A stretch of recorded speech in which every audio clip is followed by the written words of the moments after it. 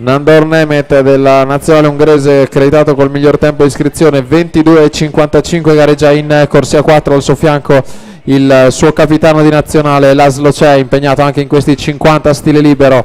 22,68 è il record di Marco Orsi dello scorso anno. Atleti agli ultimi 5 metri di gara, andiamo a vedere chi la spunta. Manuel Frigo, 23-21, la vittoria che resta d'Italia per 28 centesimi. Nandor Nemet 23-49 e completerà il podio Francesco Perona, 42 centesimi al vincitore, 23-63. Laszlo C'è quarto, 23-90, i primi 4 sotto il muro dei 24 secondi.